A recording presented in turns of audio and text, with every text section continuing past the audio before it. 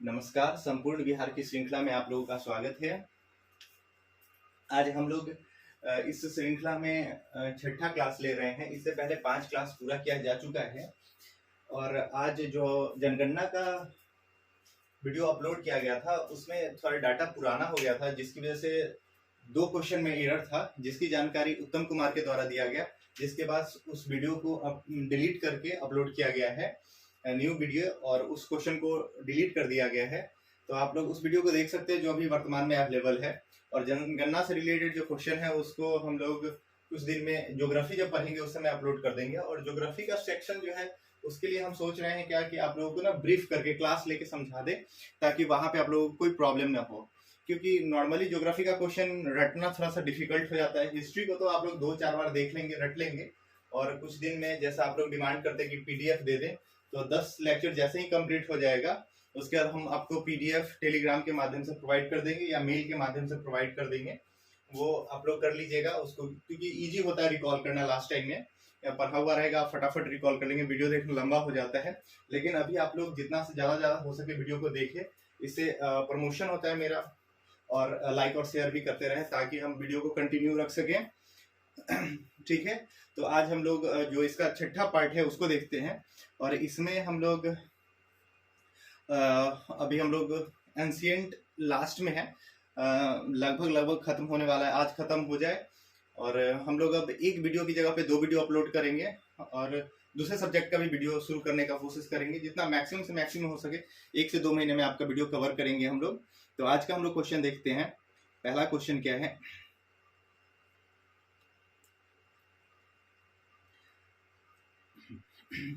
गया के समीप, यहाँ पे लिखा हुआ है गया के समीप नागार्जुन की पहाड़ियों में प्रसिद्ध गोपी गुफा का निर्माण किसने करवाया था। देखिए क्वेश्चन में ना थोड़ा सा प्रॉब्लम होता है, क्योंकि कुछ एग्जामिनर है आपको ट्विस्ट कर देगा। यहाँ पे लिखा हुआ है, जैसे नॉर्मली आप लोग पढ़ते हैं कि अशोक के द्वारा करवाया गया, तो यहाँ पे वर्ड यूज किया गया है नागार्जुन की पहाड़ियों में। तो नागार्जुन की पहाड़ी में जो गोपी गुफा आजीवक संप्रदाय लोगों के लिए करवाया गया था, वो किसके द्वारा करवाया गया था, तो अशोक के पौत्र दशरथ के द्वारा, है ना। अशोक का ये पोता था दशरथ, उसके द्वारा वहां पे आजीवक संप्रदायों के लिए गुफा का निर्माण करवाया गया था, जिसमें एक प्रसिद्ध गुफा था गोपी गुफा।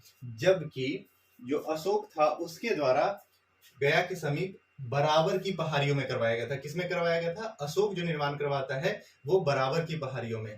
ये बात आप लोग याद रखेंगे, वो बराबर की पहाड़ी होती है। अगर नागार्जुन की पहाड़ी का बात किया जाए तो इसमें किसने करवाया था, तो इसमें दशरथ ने करवाया था। ये बात भी आप लोग याद रखेंगे। ओके, तो यही छोटा छोटा फैक्ट्स है जो आप लोगों को कंफ्यूज कर देता है। आप सोचेंगे कि हमने तो अच्छा किया था, पता नहीं नंबर कैसे कट गया। फिर देखिए मौर्यकालीन, यहाँ पे यक्ष और यक्षिणी की प्रतिमा की बात की जा रही है। मौर्यकालीन चामर ग्रहिणी यक्षी की प्रतिमा कहाँ से प्राप्त हुई है, ये क्वेश्चन याद रखेंगे। ये क्वेश्चन जो है, इस तरह का जो फैक्ट है, आप लोग जब मेंस लिखेंगे उसमें भी आप लोग इस चीज को पुट आउट कर सकते हैं कि मौर्यकालीन जो यक्षी की प्रतिमा है वो कहाँ से प्राप्त हुई है, तो दीदारगंज पटना से प्राप्त हुई है। कहाँ से प्राप्त हुई है, दीदारगंज पटना से। याद रखना है, यक्षी की प्रतिमा दीदारगंज पटना से। ओके, आगे देखते हैं हम लोग।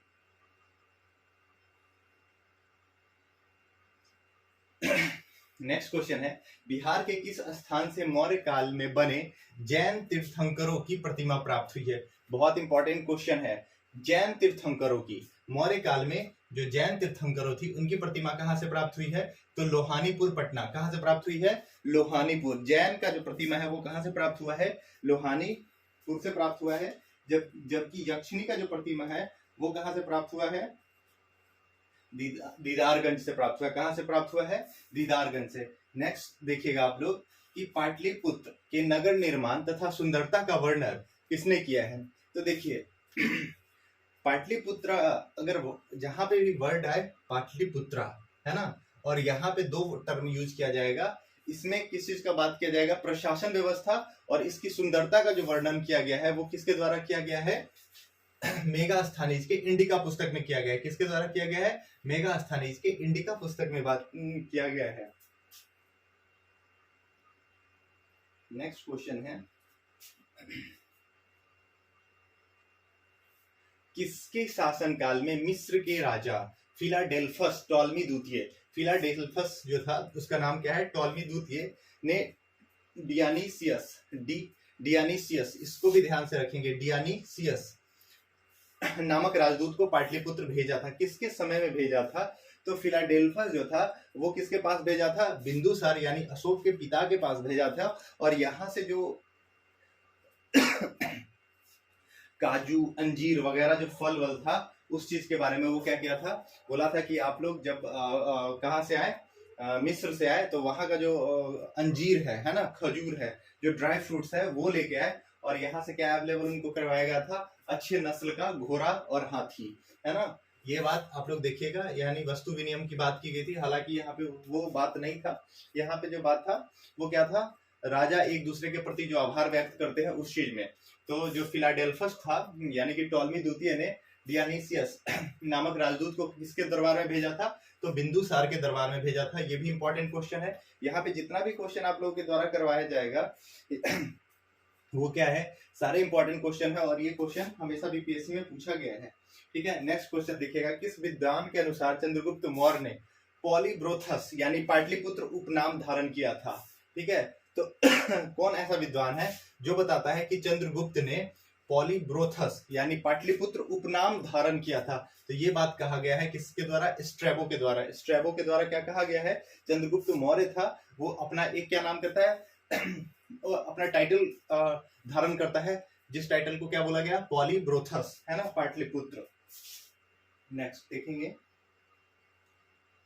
केवल वह स्तंभ जिसमें अशोक ने स्वयं को मगध का सम्राट बताया है ना। यहाँ पे क्वेश्चन पूछ रहा है, ये बहुत इंपॉर्टेंट क्वेश्चन है कि मगध का सम्राट अशोक ने किस स्तंभ में बताया। तो इसको हमेशा याद रखिएगा, भाब्रू स्तंभ किसमें बताया है, भाब्रू स्तंभ में। भाब्रू स्तंभ में क्या बताया है, अशोक ने अपने आप को मगध का सम्राट बताया है। नेक्स्ट क्वेश्चन देखेंगे,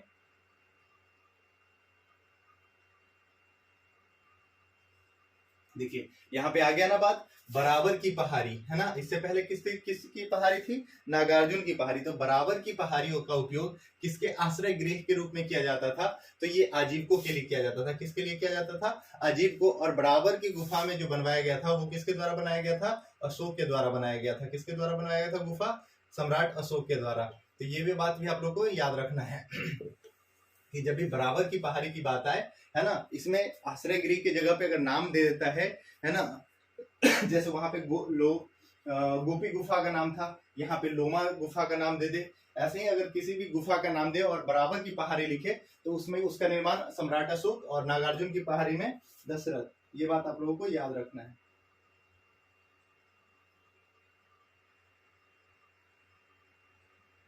नेक्स्ट क्वेश्चन देखेंगे, लिखा हुआ है, मौर्य काल में पाटलिपुत्र का प्रशासन 30 नागरिकों की सभा के द्वारा की जाती थी, है ना। इसमें तो टोटल मेंबर कितने होते थे, 30। ठीक है, इसमें कितने होते थे, 30 मेंबर होते थे। जिस चीज के बारे में लिखा गया है कि वो जो होता था वो 6 भाग में बटा हुआ होता था और हर में कितने सदस्य होते थे, 5 सदस्य होते थे। 6 5 30 यानी टोटल 30 सदस्य होते थे। और इस चीज के बारे में किसने जानकारी दी है, तो हम लोग अभी बात किए कि अगर आप लोगों को बोले कि पाटलिपुत्र के प्रशासन की बात की जाए, जहां पे भी प्रशासन की बात की जाए, है ना, तो वहां पे हम लोग किसका नाम लेंगे, मेगास्थनीज के इंडिका से। ये सब चीज के बारे में जानकारी कहाँ से मिलता है, तो मेगास्थनीज के इंडिका से प्राप्त होता है। ओके, तो ये बात, इसका आंसर क्या होगा, मेगास्थनीज, है ना। मेगास्थनीज अपने बुक में बताता है कि पाटलिपुत्र का जो प्रशासन था वो 30 नागरिकों के सभा द्वारा संचालित होती थी, जिसमें क्या होते थे, हर एक समिति में 5-5 सदस्य होते थे और समितियों की जो संख्या थी वो 6 थी। नेक्स्ट क्वेश्चन देखेंगे, मौर्य साम्राज्य के उपरांत मगध पर किस वंश का शासन हुआ।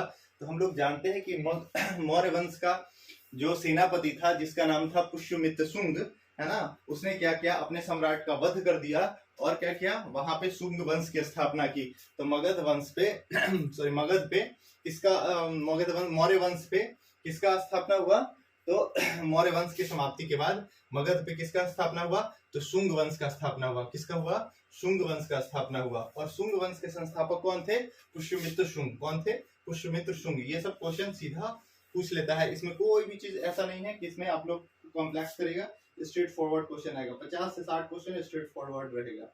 ओके, किस शुंग शासक ने पाटलिपुत्र में स्थित कुकुटराम विहार को 3 बार नष्ट करने का प्रयास किया है ना। ये देखिए कुकुटराम विहार जो है ये किससे संबंधित था, बौद्ध से संबंधित था, और बौद्ध का कट्टर दुश्मन था कौन, पुष्यमित्र शुंग। ये ब्राह्मण था, ये क्या था, ब्राह्मण था, और बौद्ध का कट्टर दुश्मन था। इस वजह से कट्टर दुश्मन था, इसको ऐसा नहीं था कि बौद्धिस्ट आर्नियों से प्रॉब्लम था, ये इस वजह से क्योंकि देख रहा था कि भारत पर है ना, ये जो इंडिया है इस पे क्या होने वाला है, कुछ ही समय में इंडिया पर किसका हमला होने वाला है, तो यवन सब वाले सब का हमला होने वाला है ना। तो यवन के हमला होने के लिए जरूरी है कि हम लोग को सैनिक, हम लोग का जो क्या होना चाहिए, स्ट्रांग होना चाहिए। लेकिन अशोक के बाद से उनके जितने भी वंशज हुए वो क्या लिखे, अहिंसा की नीति, यानी किसी से युद्ध नहीं करेंगे। तो एक शासक होने के लिए जरूरी है कि आप क्या हो, कठोर हो, है ना। तो इसी वजह से वो क्या किया कि इस सारे थॉट को हटा दिया, जो बौद्ध जो अहिंसा का पाठ पढ़ा रहे थे, क्योंकि उससे शासन नहीं चलता। इसी वजह से पुष्यमित्र शुंग जो था वो कुकटराम का जो विहार था उसको क्या किया, नष्ट करने का प्रयास किया था। नेक्स्ट क्वेश्चन देखेंगे, पटना पर यवन डेमेट्रियस, देखिए कौन है, यमन का शासक था जिसका नाम है डेमेट्रियस, का आक्रमण किस वंश के समय में हुआ। देखिए जैसे ही मौर्य वंश समाप्त होता है, क्योंकि जो शुंग वंश वाले थे है ना, शुंग वंश यानी पुष्यमित्र शुंग को पता था कि अब हमारे यहाँ हमला होने वाला है, और अगर हमारे अपने राज्य को सुरक्षित करना है तो इसके लिए क्या करना पड़ेगा, युद्ध करना ही पड़ेगा। इसी वजह से वो क्या किया, मौर्य वंश को समाप्त किया और शुंग वंश की स्थापना की। तो इसी समय में किसका आक्रमण होता है, यवन के डेमेट्रियस का आक्रमण होता है पाटलिपुत्र पर।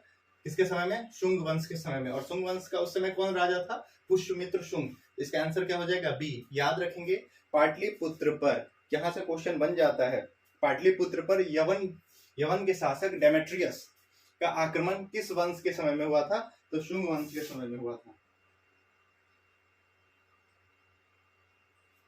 नेक्स्ट क्वेश्चन देखेंगे कि पाटलिपुत्र पर डेमेट्रियस का आक्रमण किस वर्ष में हुआ था, तो 185 ईसा पूर्व हुआ था। कब हुआ था, 185 ईसा पूर्व में हुआ था। ये बात आप लोग याद रखेंगे। जैसे भी ईसा पूर्व वाला क्वेश्चन होगा उसमें 2 बात लिखा होगा, ईसा पूर्व और सन ईस्वी, है ना। जैसे यहाँ पे लिखा हुआ 185 ईस्वी और यहाँ के लिखा हुआ 185 ईसा पूर्व। तो कब हुआ था डेमेट्रियस का आक्रमण, 185 ईसा पूर्व में। ये बात भी आप लोग याद रखेंगे। नेक्स्ट क्वेश्चन,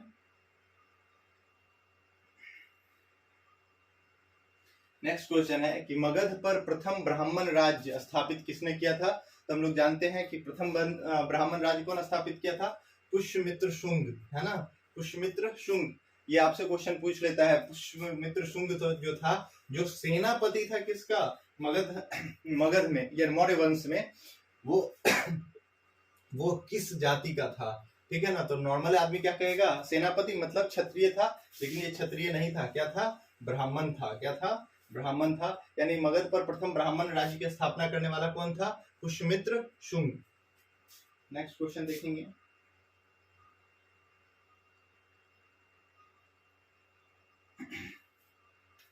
नेक्स्ट क्वेश्चन है, शुंग वंश के पतन के बाद मगध पर किस वंश की स्थापना हुई।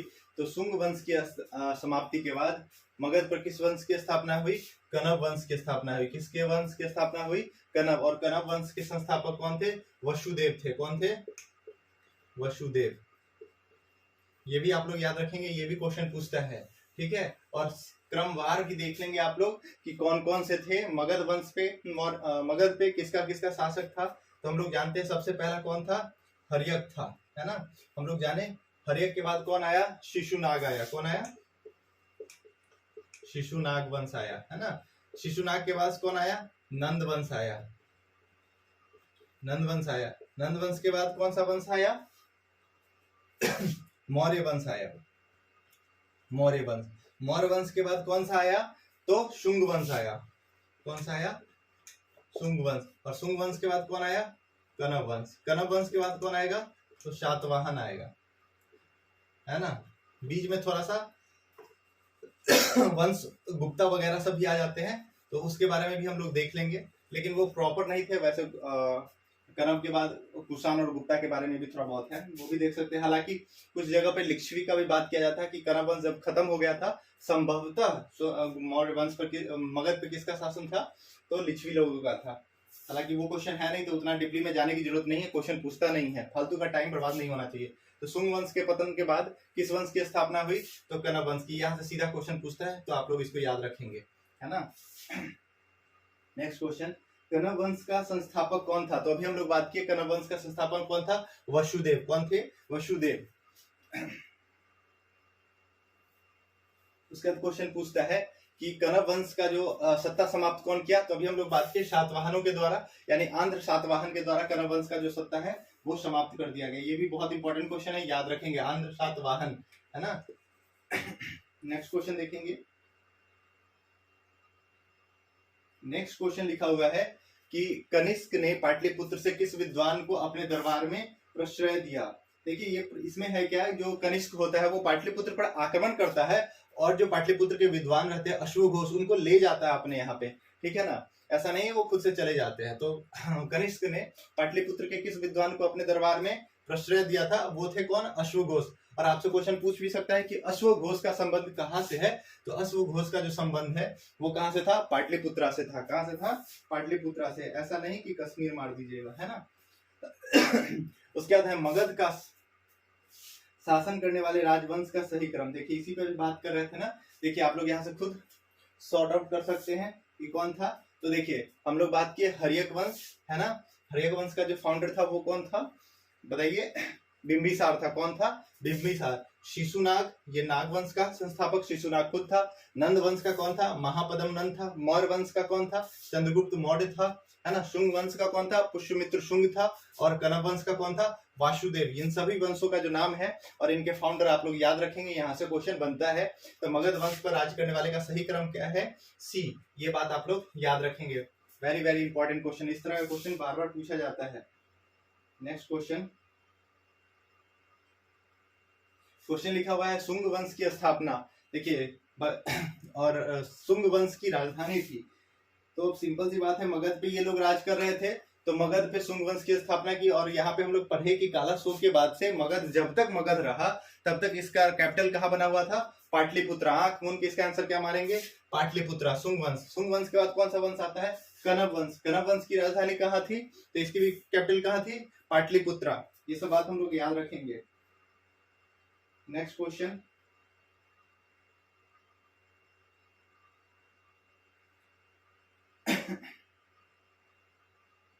देखिए कलिंग शासक खारवेल ने मगध पर आक्रमण किया था।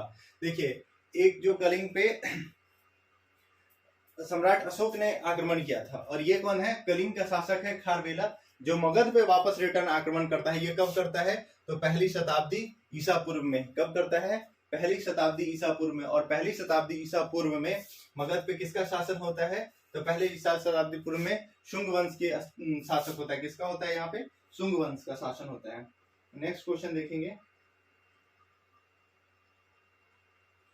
कलिंग नरेश खारवेल ने, ये क्वेश्चन पूछता है कि खारवेल का संबंध कहां से था? तो खारवेल का संबंध है कलिंग से। खारवेल ने कहां से कीमती उपहार प्राप्त किए थे? तो स्वाभाविक बात है कहां से किया था? ये मगध और अंग से। कहां से किया था? मगध और अंग से। क्योंकि देखिए विदेह जो था ये क्या था? पहले ही समाप्त हो चुका था, क्योंकि अजात शत्रु जो था वो पूरे लिच्छवी डायनेस्टी को अपने में मिला लिया था, ठीक है।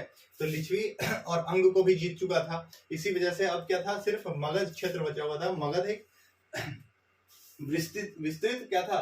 जनपद हो गया था।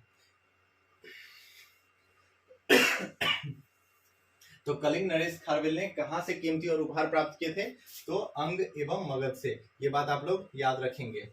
ऑब्जेक्टिव क्वेश्चन है, इसको 2-3 बार वीडियो को देख ले फॉरवर्ड करके फटाफट, कोई दिक्कत नहीं है। यहाँ से सारे क्वेश्चन यहीं से आएंगे, इसके अलावा कोई भी क्वेश्चन आप लोगों का नहीं छूट रहा है। सारा क्वेश्चन इसी प्रकार का होगा। देखिए गार्गी संहिता में पाटलिपुत्र पर यवनों के आक्रमण लिखा हुआ है क्या? देखिए गार्गी संहिता, अभी हम लोग बात किए ना कि यवन के राजा कौन थे? ड्रेमेटियस। तो उनके द्वारा जो आक्रमण किया जाना था, इस चीज की जानकारी हम लोग को कहां से मिलती है?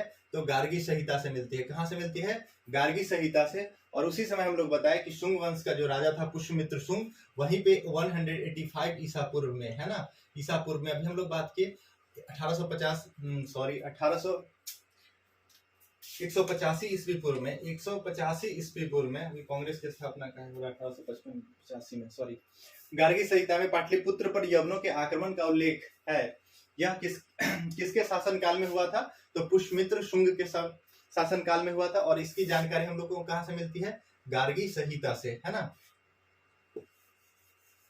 ये बात आप लोग याद रखेंगे। अभी हम लोग देखे थे चंद्रगुप्त प्रथम, ये आ गया गुप्ता डायनेस्टी, है ना, चंद्रगुप्त प्रथम, ये बात याद रखेंगे। चंद्रगुप्त प्रथम यानी गुप्ता डायनेस्टी है, का राज्याभिषेक कहाँ हुआ था? तो चंद्रगुप्त प्रथम का राज्याभिषेक कहाँ हुआ था? पाटलिपुत्रा में हुआ था। कहाँ पे हुआ था? पाटलिपुत्रा में हुआ था। आगे चलते हैं। चंद्रगुप्त यार,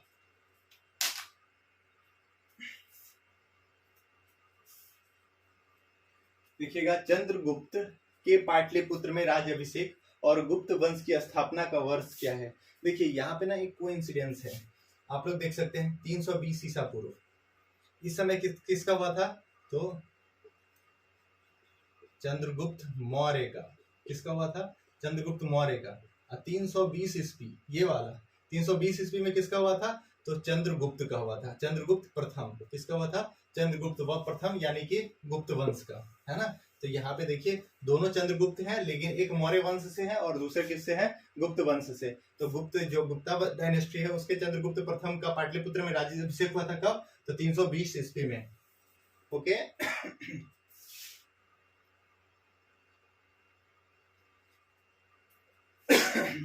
किस शासक ने वैशाली की लिच्छवी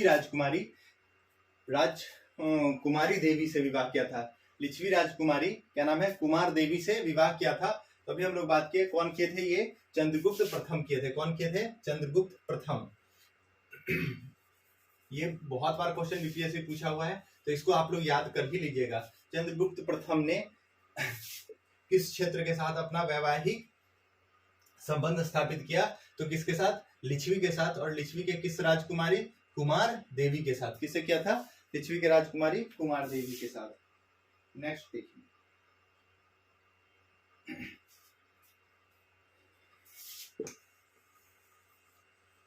देखिए सेम क्वेश्चन है, थोड़ा सा दूसरा बात पूछ रहा है, लेकिन क्वेश्चन एक ही है। चंद्रगुप्त मौर्य, चंद्रगुप्त प्रथम 320 ईस्वी में महाराजा धीराज की उपाधि धारण करते हैं। कहाँ पर? तो ये कहाँ पे करते हैं? पाटलिपुत्रा में, क्योंकि यहीं पे इनका राज्याभिषेक हुआ था।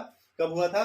तो 320 ईस्वी में। याद रखना है ये बात, चंद्रगुप्त प्रथम की बात हो रही है। गुप्ता डायनेस्टी भारत का गोल्डन पीरियड है, इसको भी याद रखना है। किस शासक ने स्वयं को लिच्छवी दोहित, ये बात भी याद रखना है, लिच्छवी दोहित्र किसको कहा जाता है? तो चंद्रगुप्त प्रथम को कहा जाता है। किसको कहा जाता है? चंद्रगुप्त प्रथम को, क्योंकि ये लिच्छवी की राजकुमारी है ना, कुमार देवी से विवाह करते हैं और लिच्छवी को अपने राज्य में मिला लेते हैं वैवाहिक संबंध के आधार पे। आगे चलते हैं हम लोग। नेक्स्ट क्वेश्चन,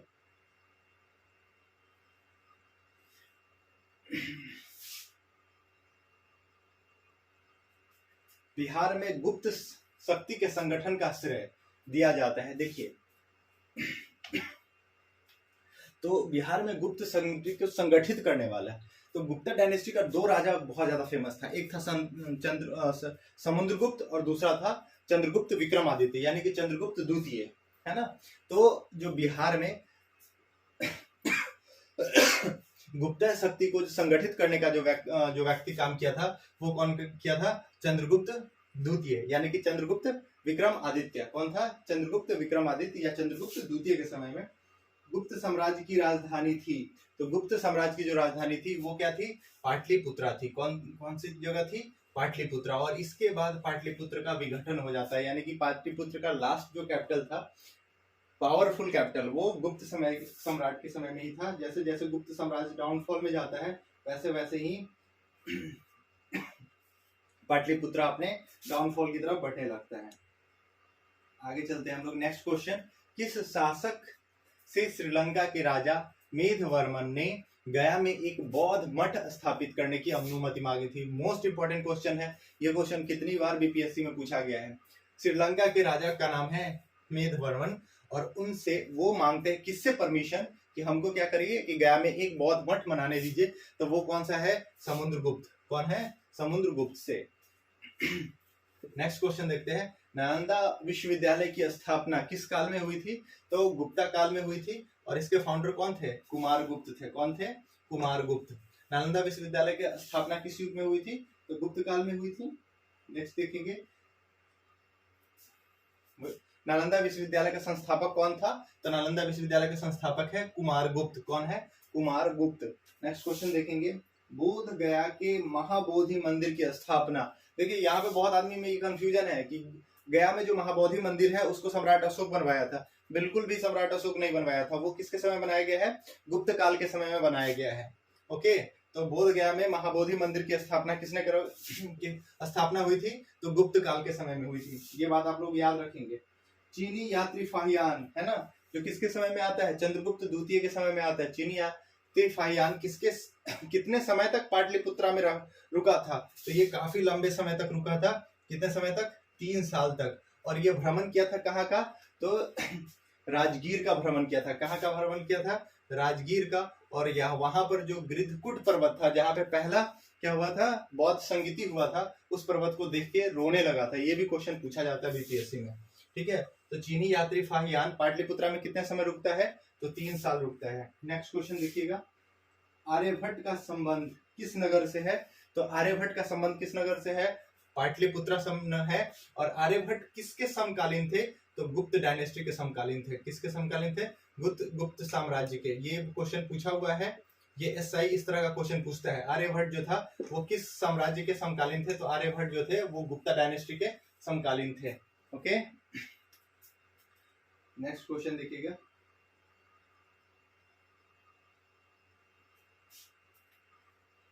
लिखा हुआ है गुप्त काल की एक सुंदर कार्तिकेय की मूर्ति किस जिले से प्राप्त हुई है? मोस्ट इंपॉर्टेंट क्वेश्चन है। इस तरह का क्वेश्चन आप लोगों से बार बार क्वेश्चन पूछ लेता है। एक आध क्वेश्चन जो है आर्ट एंड कल्चर से पूछ लेता है, तो आप लोग ध्यान रखेंगे। एंशिएंट हिस्ट्री में ज्यादातर जो है कांस्य की प्रतिमा पूछेगा आपसे, तो वो पाल कला की विशेषता है। और कांस्य की नटराज की मूर्ति जो है, यानी शिव जी की है, वो मूर्ति अगर पूछता है तो वो चोल डायनेस्टी का है। तो एक क्वेश्चन यहाँ से पूछ लेता है, तो ध्यान में, बस बहुत ज्यादा नहीं है, 2-3 क्वेश्चन है, उसको देखेंगे।